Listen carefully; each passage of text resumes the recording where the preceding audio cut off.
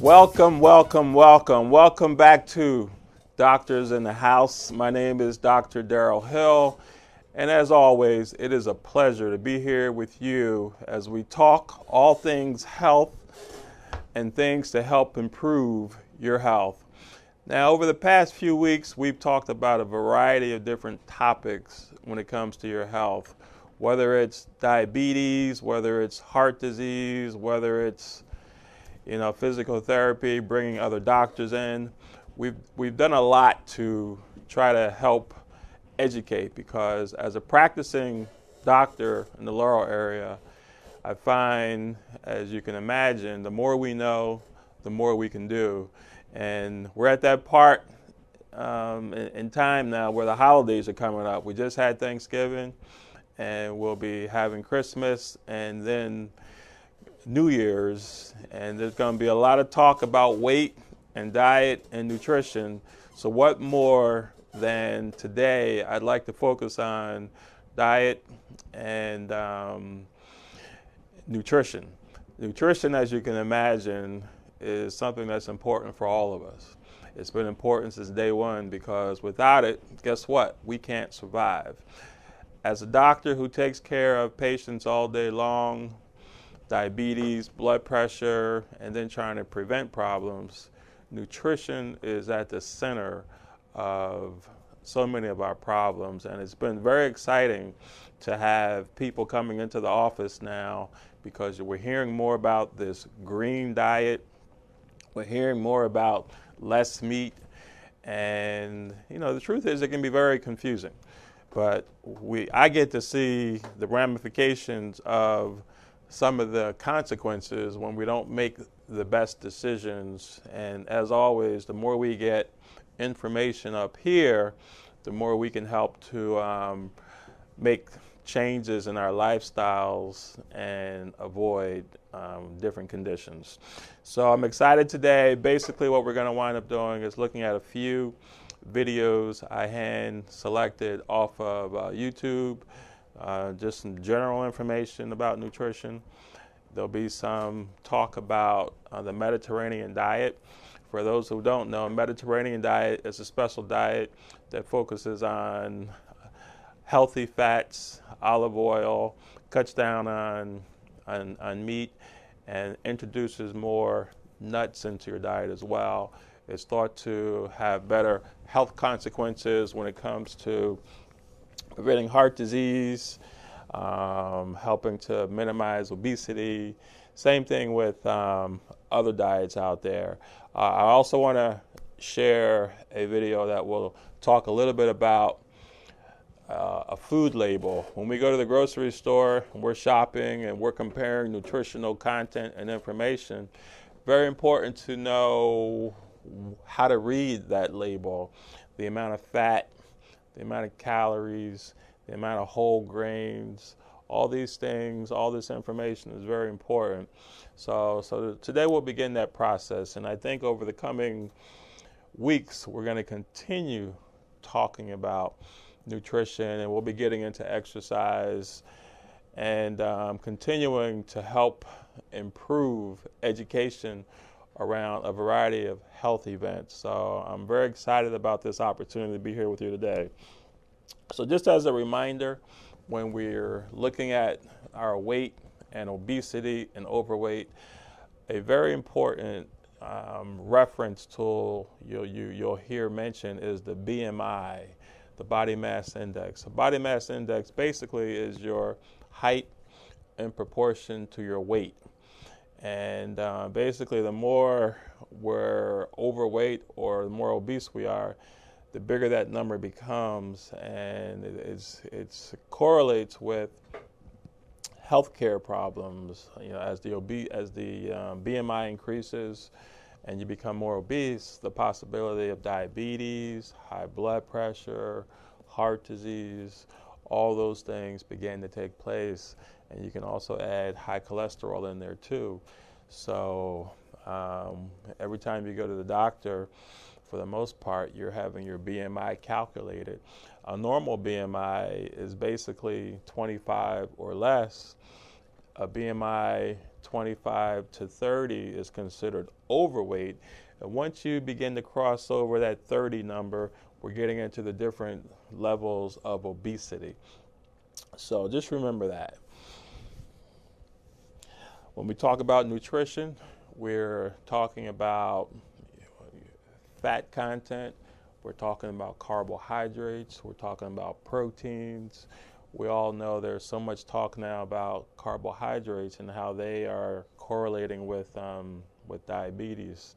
So carbohydrates are important, but just realize when we talk about desserts such as cakes and sweets, those too are largely carbohydrates, but they're the more refined carbohydrates. And that's an important word, refined, because those carbohydrates, all carbohydrates break down into sugar, but when you eat some of these refined carbohydrates, as soon as you eat them, they pretty much are converted to sugar and puts a lot of demand on your body to help manage that sugar. So just keep that in mind. You know, one of the things you'll never hear me say is to never eat some of these refined sugars and foods, because, you know, part of us living is to enjoy life, but we want to do it responsibly.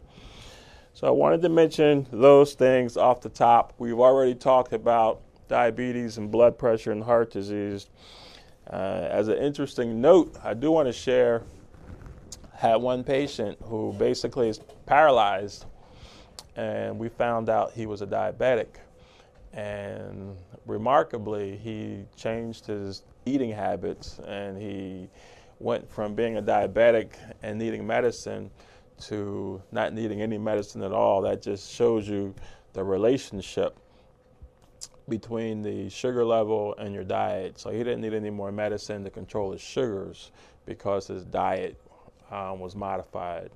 So I just wanted to get those things out the way real quick and remind people the green diet out there is just focusing more on vegetables and fruits and moving away from meats and processed foods, fast foods, things of that nature.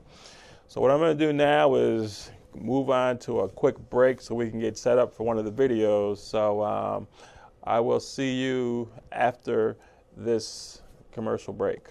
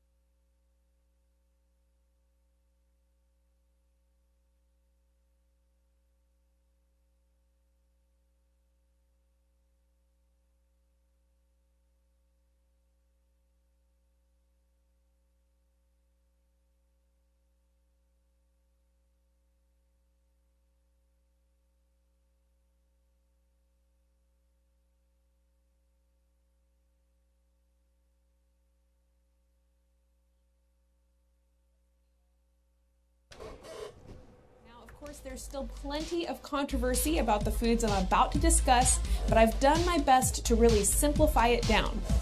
Just remember that every person's body is different, and there is no one perfect optimal diet that's going to be perfect for every person. So hopefully you can use this information to figure out the perfect diet for you. I want to make one quick disclaimer before we get started. As I mentioned previously, every person's body is different, and some people literally have allergies to certain foods. So you could have an allergy to any of the foods I'm about to mention, and obviously you wouldn't want to eat that food. Now, if you don't know if you have food allergies, there's a couple of ways to find out. If you just aren't feeling super healthy, or you feel like you're eating healthy but you still don't feel well, then food allergies could be a culprit. And the easiest way to determine if you have a food allergy is to eliminate the suspected food from your diet for 2 to 3 weeks, and then see how you feel when you start reintegrating that food. So some common food allergens are gluten, wheat, dairy, soy, and peanuts. But as I mentioned, you could have an allergy to any food, and you want to look into that as you're figuring out what the optimal diet for you is going to be.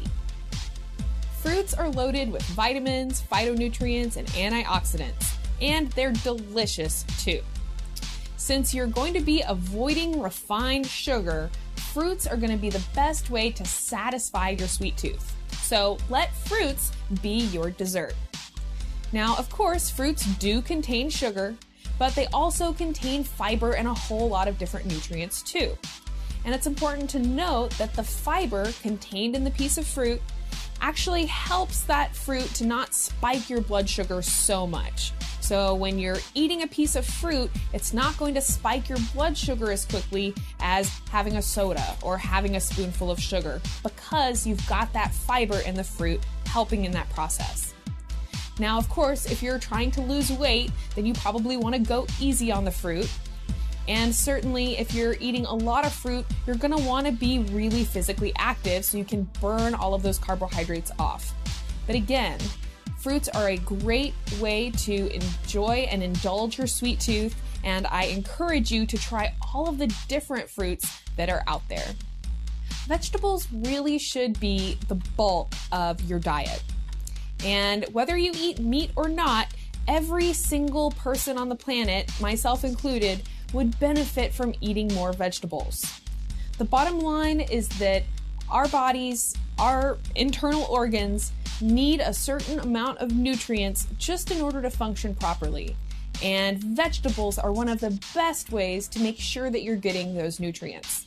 They're loaded with fiber, they're loaded with vitamins, and again, if you are not eating enough vegetables, you're never really going to feel satisfied and full. And this is because your body just isn't getting the nutrition that it needs. So if you have been eating a diet of processed foods and you're somebody who feels like you're always hungry and feels like you're never satisfied, then the lack of vegetables, nutrients, and fiber in your diet is probably the reason for that.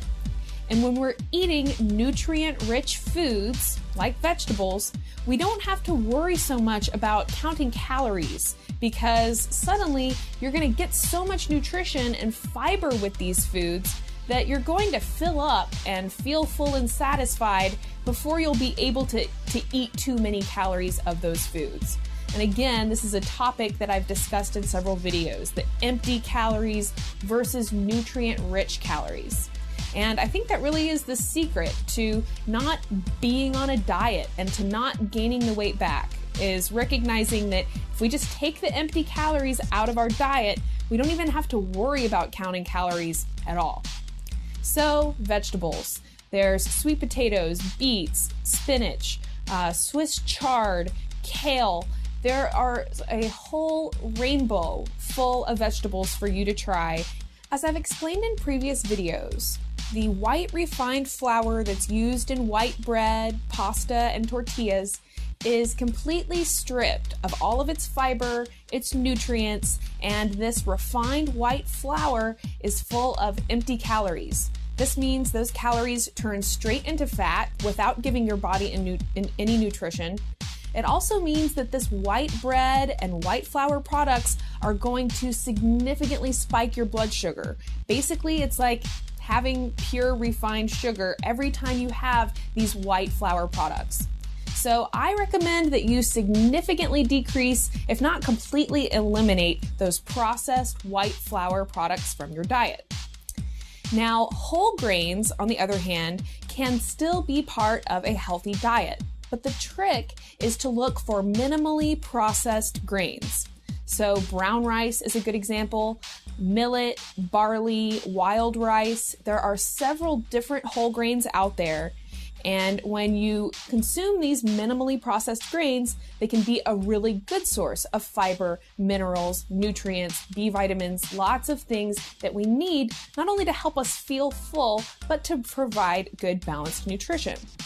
So the easiest way to find these minimally processed whole grains is probably by going to the bulk section of your grocery store or even to a health food store.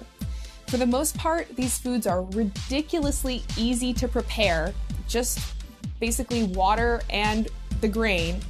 And if you have problems digesting these grains, you can soak them or sprout them to make them even easier to digest. Another key is to not make grains the bulk of your meal or the bulk of your diet. You can kind of use them supplementally, use them as, one of the sides, one of the smaller parts of your meal. You want to have these grains in moderation, and if you do have them, be sure to opt for those minimally processed grains. Dairy products are another controversial foodstuff. Some people will say, we're the only species on Earth who eats another animal's milk, and yet it's important to notice that people have been drinking cow's milk and goat's milk for hundreds of years. So again, I'm not going to tell you whether or not you should eat dairy. This is a choice that you're going to have to make your own. But what I will mention is that dairy is a very common food allergen. And I personally have known people who have cleared up acne, asthma, arthritis, just from taking dairy out of their diet. So if you're somebody who experiences those things, it may be worth it to see if dairy is something that you actually do better by avoiding. Now, if you are going to eat dairy, then again, I have just a couple of guidelines. First off, look for the words pasture-raised or grass-fed. You want the cows who are making your dairy products to be very healthy. You want them to live on a farm and eat their natural diet so that they're actually providing the most nutrition to you in those dairy products.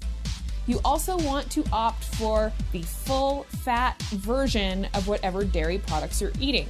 So skim milk got on that fat-free craze that everybody was experiencing and trying to get all the fat out of their diet.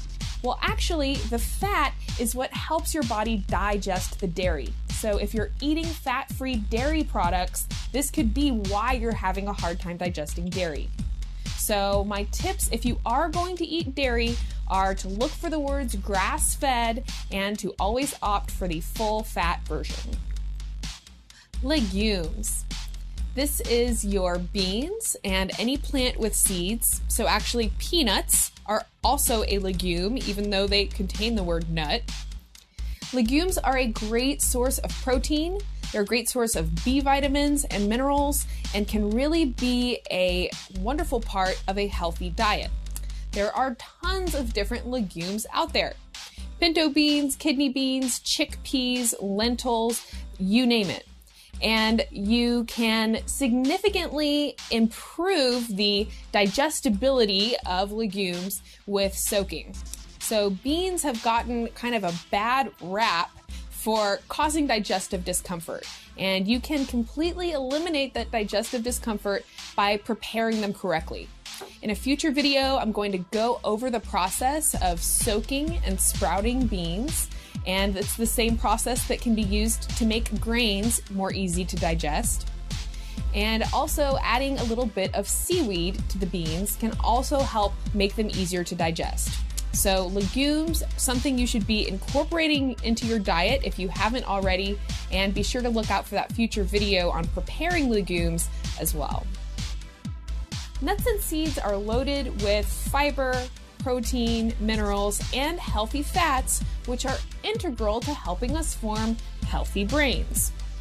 Nuts and seeds make a great addition to salads and salad dressings. They make a wonderful snack and a great addition to breakfast cereals. I also want to mention quinoa, which is often considered more of a seed than a grain. Although it makes a great substitute for rice, and it's prepared in pretty much the exact same way. And it is also something that can be tolerated, often be tolerated by people with gluten intolerance. So quinoa can be a great substitute for grains and rice, as I mentioned. And quinoa is a complete protein, which means it contains all of the essential amino acids. And if this is something you haven't heard of or aren't familiar with, I would highly recommend that you introduce yourself to quinoa. This is something that I eat on a very regular basis and is a really great part of a healthy diet. To meat or not to meat? That is probably one of the most controversial questions out there in terms of health, in terms of diet. And we have to recognize that at this point, research has indicated that eating huge amounts of red meat and eating processed meats like hot dogs, sausages, processed deli meats, any meat product with an ingredient list has definitely been linked to clogged arteries and heart disease. And of course, there are some people who will tell you not to eat meat at all, and still others who will tell you to avoid all of the animal products, including eggs and butter. Now, I'm not going to tell you whether you should eat meat or not eat meat. You have to make that decision for yourself. And I recommend that you make that decision based on how you feel when you eat meat. Now, if you are going to eat meat, then I encourage you to do so in moderation and to be selective. So I have heard the rule of thumb that you shouldn't eat more than a palm-sized portion of meat at any given meal. So eating a huge steak that's, twice the size of your head is probably too much meat to consume at one meal.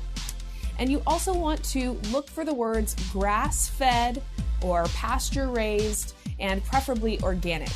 This is going to help you avoid factory farmed meat. And again, this is a topic that I've discussed on this channel before. So factory farmed animals, many of them never see the light of day. They're pumped full of antibiotics and hormones and often fed an unnatural, sometimes genetically modified diet of grains, which makes them really, really sick. So we want to avoid conventional meat, which most of which is factory farmed.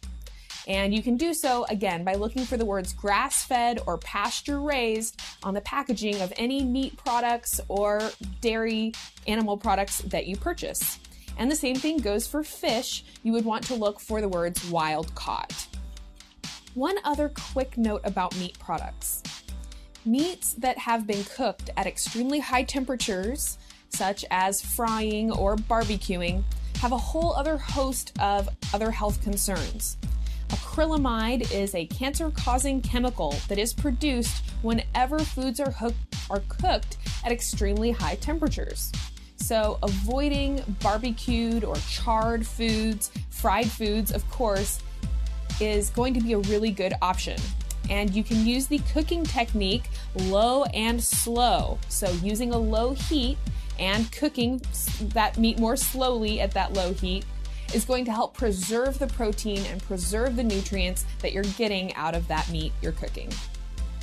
A lot of you have asked for cooking videos, so in future videos I'm going to take you into my kitchen, show you how to properly prepare these foods, and simple, easy, quick ways to prepare healthy meals. And in another video, I'm going to go into more detail about the factory farming methods that are so common in our conventional meat products and why it's so important that we look for the words grass-fed. Thank you so much for watching my video. Ready? Be sure to leave your comments and future video topic requests down below. Be sure to like my video. Ooh, nice and dramatic. Hey, we're back. I hope you enjoyed that video because I sure did. So I want to say I hope you enjoyed that video because I sure did. To be honest with you, there were a lot of really important points about the video where it came to different foods to pick. Gave you an idea of why some foods might not be so healthy for us. Kind of reminded us that although we might have grown up eating hot dogs and processed foods, it's really not good for us. So I don't want to take too much time going over the video, but that was a really good video. And we got a few more videos that we want to talk about. One we'll talk about what's called a DASH diet, which will pretty much talk about getting salt levels down in your diet, which can help prevent heart disease, including blood pressure. And number two, we got a video that's going to talk a little bit about how to read a label so that you can get an idea of what foods, as you try to buy them, are more nutritious compared to others. And as long as we have time, we're going to try to see a brief video that will talk about the Mediterranean diet. And just as a follow-up, I went to Rutgers University, and I remember as that video showed, part of Rutgers would have these big pigs. They were almost the size of horses, it seemed. And it just reminded me of all the hormones that can go into foods to help get these animals big and juicy and ready for market. So just keep that in mind. So we're going to take a brief pause and cue up the next video. You are listening to Doctors in the House.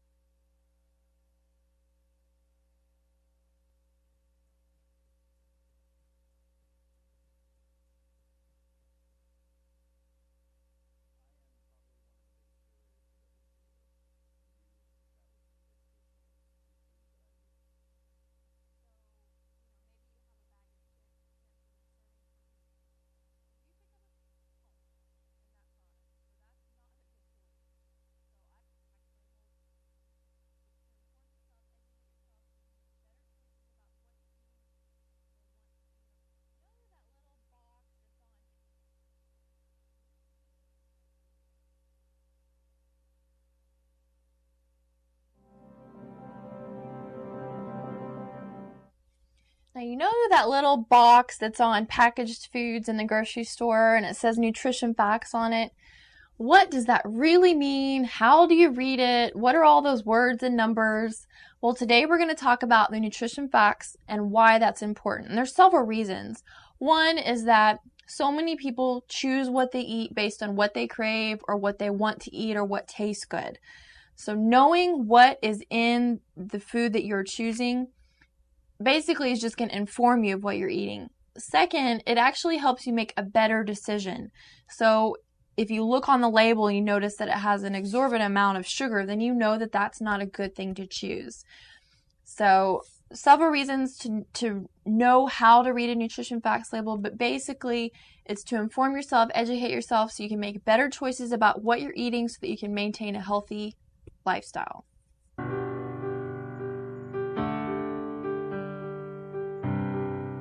Now, I think most people, when they look at a nutrition facts label, they're drawn to the calories, and that's what they are looking for when they pick up a product.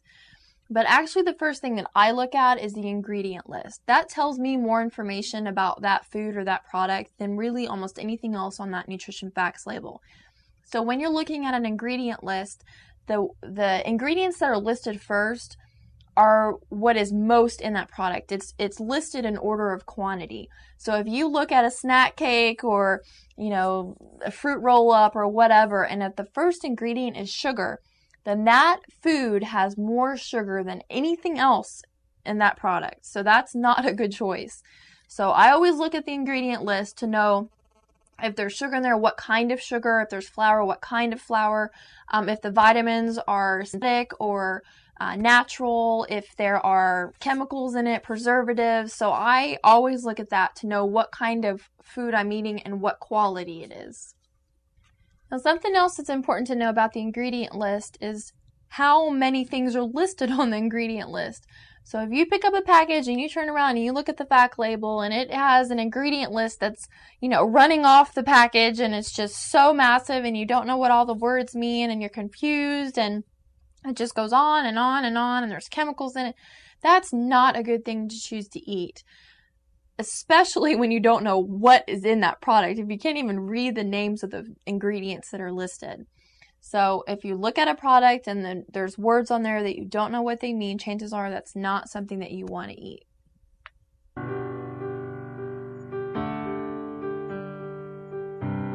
I'm going to go ahead and go over the nutrition facts label as it's listed and just explain the different things that are on here.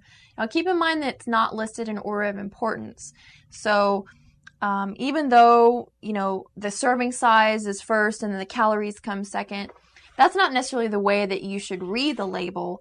A lot of times I'll look at the ingredient list first and then the serving size second, and then I'll look at the sugar third. So it just depends on what the product is and how you should read the label. But let's look at the first item listed. It's the serving size. Now the serving size is required to be on a label according to the Nutrition and Labeling Act. So this is going to tell you in what quantity of this food can you eat in order to get these nutrients that are listed. This is really crucial because a lot of people will just eat until they're full or eat until they're stuffed or, eat the whole bag or drink the whole bottle, whatever, without really paying attention to the serving size. So you may not know that in a bottle of Coke, there's actually 2.5 servings in that bottle of Coke, but you down the whole thing and then you look on the nutrition label and then see, oh, the calories are only 250, but you drank the whole bottle. So it actually, you have to multiply that to get the actual calories. So when you are going to choose something, look at the nutrition fact label, make sure that you know what serving size is indicated so that you don't overeat. And then the next thing listed on the nutrition facts label is the servings per container. So, maybe you have a bag of chips and the serving per container is maybe 10 servings per the bag of chips. So then you go down and look at the calories, and maybe the calories listed is 250. So in order to determine how many calories are in that whole bag of chips, you have to multiply 10 times 250. So that would be 2,500 calories in that whole bag of chips. So if you sit down one day and you eat that whole bag of chips, you're eating maybe even more than your whole day's worth of calories. So first, look at the serving size so that you know what amount to eat. Second, servings per container so that you realize how much is in the container that you're eating. And third, the calories. That's going to list how many calories are for a serving. So if you eat more than a serving, you have to multiply it out. Now, another thing to remember about the calories is that that's not going to tell you the whole story of what is in that food.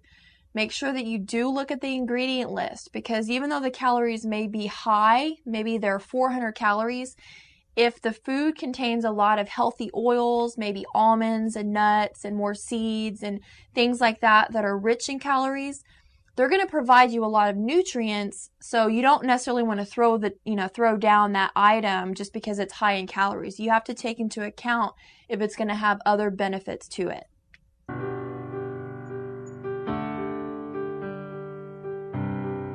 Right next to the calories from fat is listed. And this is an important number to look at because this is going to tell you how much of the product or the food that you're eating is composed of fat.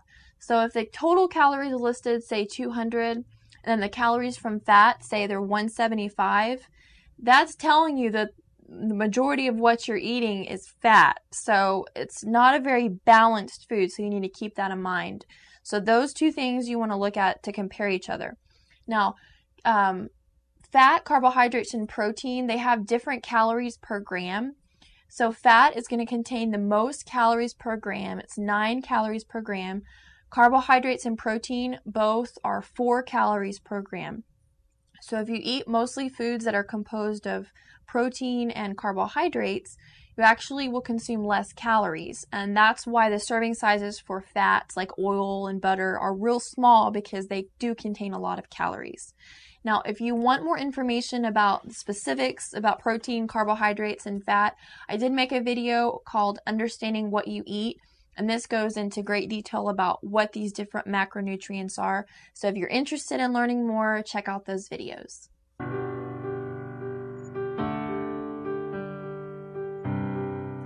The next category under that is total fat, and then there's subcategories, and it'll list the different types of fat. So saturated fat, polyunsaturated fat, monounsaturated fat, and trans fats.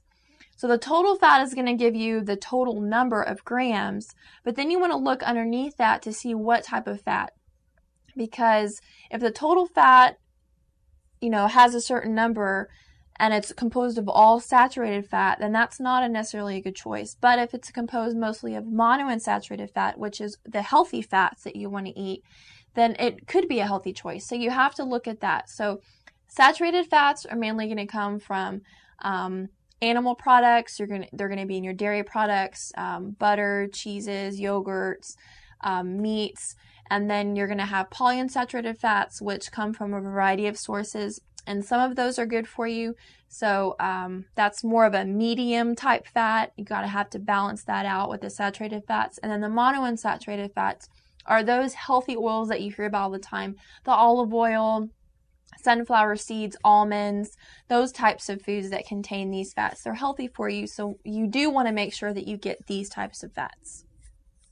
Now, the last type of fat that has recently been added to the nutrition facts label are called trans fats. These are now required to be on the labels. These are mainly going to be fats that are unnatural. They're typically produced, almost in a laboratory. They're a result of extremely processed foods. These fats basically wage war on your good cholesterol. They are huge fat molecules that hinder your body from working correctly, and they basically stress your organs out because our bodies aren't made to process this type of molecule. So if a product has lots of trans fats in it, you want to stay away from that food. Right after the total fats, the cholesterol is listed, and it's listed in milligrams. Now, this is important to know. The general recommendation for adults is 300 milligrams of cholesterol a day. So if you're looking at a nutrition fact label and the cholesterol says, 250 milligrams, typically that's going to be high in fat because cholesterol is going to come from animal products, and it's going to be high in calories. So you need to keep in mind that if you go ahead and eat that product that has 275 milligrams of cholesterol, probably throughout the rest of your day, you're going to get too much cholesterol with everything else you eat. So that wouldn't be a good choice.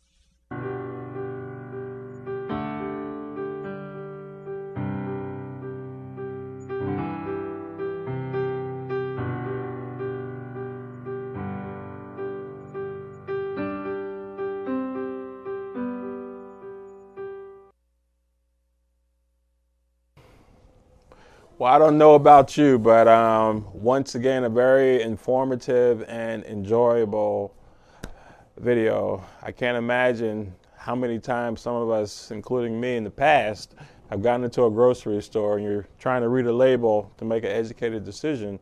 And videos such as what we're talking about now help us to make a more informed decision.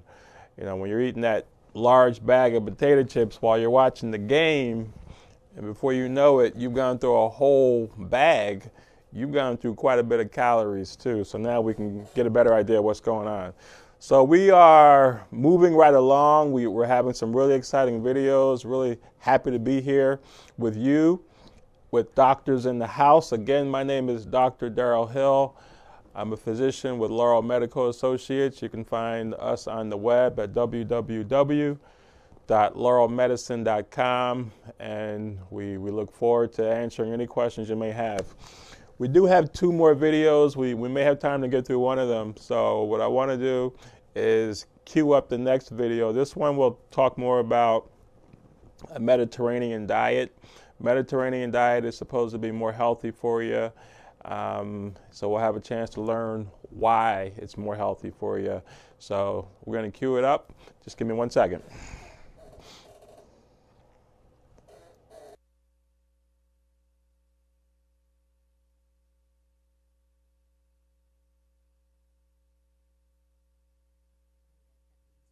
Were exceptionally healthy compared to Americans and had a low risk of many lifestyle.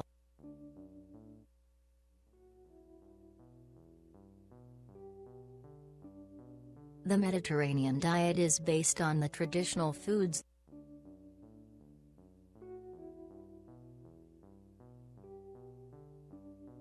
The Mediterranean diet is based on the traditional foods that people used to eat in countries like Italy and Greece back in 1960.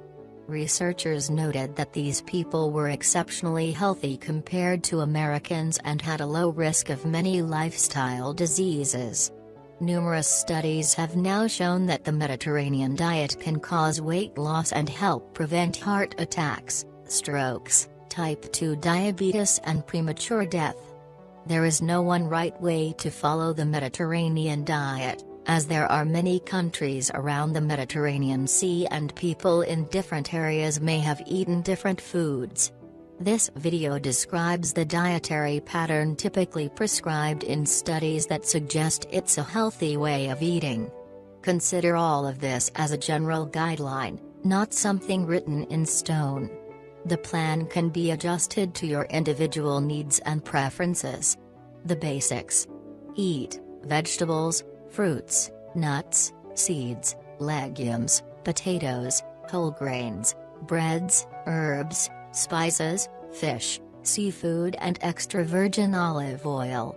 Eat in moderation: poultry, eggs, cheese and yogurt. Eat only rarely red meat. Don't eat sugar-sweetened beverages, added sugars, processed meat, refined grains, refined oils and other highly processed foods. Avoid these unhealthy foods. You should avoid these unhealthy foods and ingredients: added sugar, soda, candies, ice cream, table sugar and many others.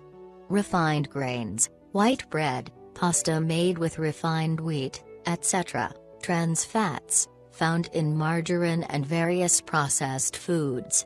Refined oils, soybean oil, canola oil, cottonseed oil and others. Processed meat, processed sausages, hot dogs, etc. Highly processed foods, anything labeled low-fat or diet or which looks like it was made in a factory. You must read food labels carefully if you want to avoid these unhealthy ingredients. Foods to eat. Exactly which foods belong to the Mediterranean diet is controversial, partly because there is such variation between different countries. The diet examined by most studies is high in healthy plant foods and relatively low in animal foods. However, eating fish and seafood is recommended at least twice a week. The Mediterranean lifestyle also involves regular physical activity, sharing meals with other people and enjoying life. You should base your diet on these healthy, unprocessed Mediterranean foods: vegetables, tomatoes, broccoli, kale, spinach, onions, cauliflower, carrots, Brussels sprouts, cucumbers, etc. Fruits: apples, bananas, oranges, pears, strawberries, grapes, dates, figs, melons, peaches, etc. Nuts and seeds: almonds, walnuts, macadamia nuts, hazelnuts, cashews, sunflower seeds, pumpkin seeds, etc. Legumes: beans, peas, lentils, pulses, peanuts, chickpeas, etc. Tubers: potatoes, sweet potatoes, turnips, yams, etc. Whole grains: whole oats, brown rice, rye, barley, corn, buckwheat, whole wheat, whole grain bread and pasta. Fish and seafood: salmon, sardines, trout, tuna, mackerel, shrimp, oysters, clams, crab, mussels, etc. Poultry: chicken, duck, turkey, etc. Eggs: chicken, quail and duck eggs. Dairy: cheese, yogurt, Greek yogurt, etc. Herbs and spices: garlic, basil, mint, rosemary, sage, nutmeg, cinnamon, pepper, etc. Healthy fats: extra virgin olive oil, olives, avocados and avocado oil. Whole, single ingredient foods are the key to good health. What to drink? Water should be your go-to beverage on a Mediterranean diet. This diet also includes moderate amounts of red wine, around 1 glass per day. However, this is completely optional, and wine should be avoided by anyone with alcoholism or problems controlling their consumption. Coffee and tea are also completely acceptable, but you should avoid sugar-sweetened beverages and fruit juices, which are very high in sugar. A Mediterranean sample menu for 1 week. This is a sample menu for 1 week on the Mediterranean diet. Feel free to adjust the portions and food choices based on your own needs and preferences. Monday. Breakfast, Greek yogurt with strawberries and oats. Lunch, whole grain sandwich with vegetables. Dinner, a tuna salad, dressed in olive oil. A piece of fruit for dessert. Tuesday. Breakfast, oatmeal with raisins. Lunch, leftover tuna salad from the night before. Dinner, salad with tomatoes, olives and feta cheese. Wednesday. Breakfast, omelette with veggies, tomatoes and onions. A piece of fruit. Lunch, whole grain sandwich, with cheese and fresh vegetables. Dinner, Mediterranean lasagna. Thursday. Breakfast, yogurt with sliced fruits and nuts. Lunch, leftover lasagna from the night before. Dinner, broiled salmon, served with brown rice and vegetables. Friday. Breakfast, eggs and vegetables, fried in olive oil. Lunch, Greek yogurt with strawberries, oats and nuts. Dinner, grilled lamb, with salad and baked potato. Saturday. Breakfast, oatmeal with raisins, nuts and an apple. Lunch, whole grain sandwich with vegetables. Dinner, Mediterranean pizza made with whole wheat, topped with cheese, vegetables and olives. Sunday. Breakfast, omelette with veggies and olives. Lunch, leftover pizza from the night before. Dinner, grilled chicken, with vegetables and a potato. Fruit for dessert. There is usually no need to count calories or track macronutrients, protein, fat and carbs, on the Mediterranean diet. Healthy Mediterranean snacks. You don't need to eat more than 3 meals per day. But if you become hungry between meals, there are plenty of healthy snack options: a handful of nuts, a piece of fruit, carrots or baby carrots, some berries or grapes, leftovers from the night before, Greek yogurt, apple slices with almond butter.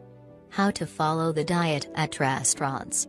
It's very simple to make most restaurant meals suitable for the Mediterranean diet. Choose fish or seafood as your main dish. Ask them to fry your food in extra virgin olive oil. Only eat whole grain bread, with olive oil instead of butter. A simple shopping list for the diet. It is always a good idea to shop at the perimeter of the store.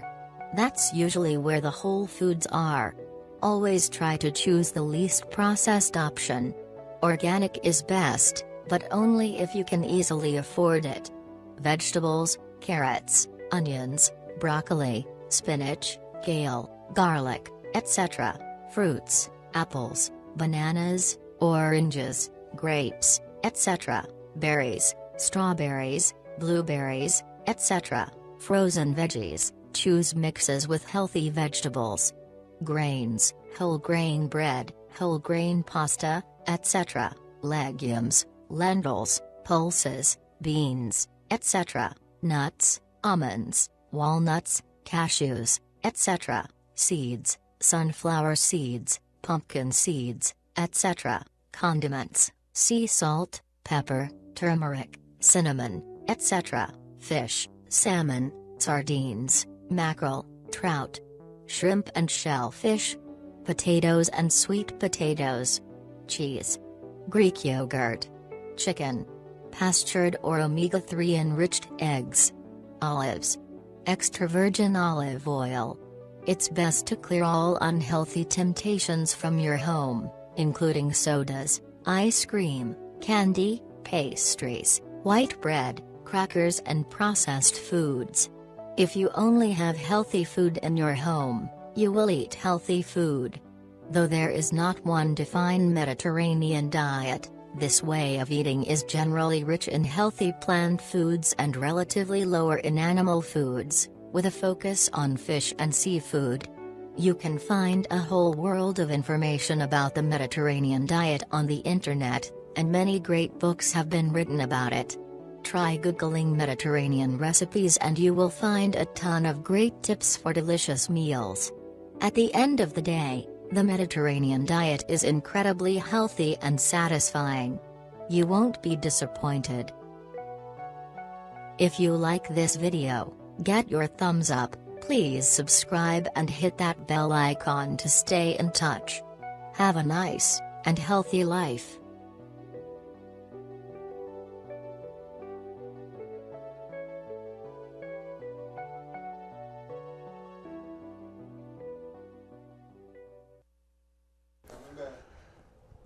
Welcome back. We are back with Doctors in the House. My name is Dr. Daryl Hill, and we've been talking about nutrition today. I hope you enjoyed that last video. I know it was kind of robotic, but I hope very informative. And if you really listen to the last few videos, you're noticing a common theme where we're trying to get more of the healthy foods into your diet, the vegetables, the fruits, and cut back on the risky foods, which would be your red meat. So we are wrapping up now. I'm really hoping you learned something. I'm going to continue to really promote this video in particular to everyone, including my patients, because it's really helpful and it begins the process of putting the power, the knowledge back in your hands and your brain, which will translate to better eating and improved health outcomes, improved prevention of diabetes and chronic medical illness, and improved management of these issues if we already suffer from them. So I think as we move forward into the coming weeks, we're going to continue to focus on lifestyle tools and strategies. We'll be talking more about nutrition and exercise, as I mentioned earlier, and I strongly encourage you to spread information about this video if you see it and when you see it.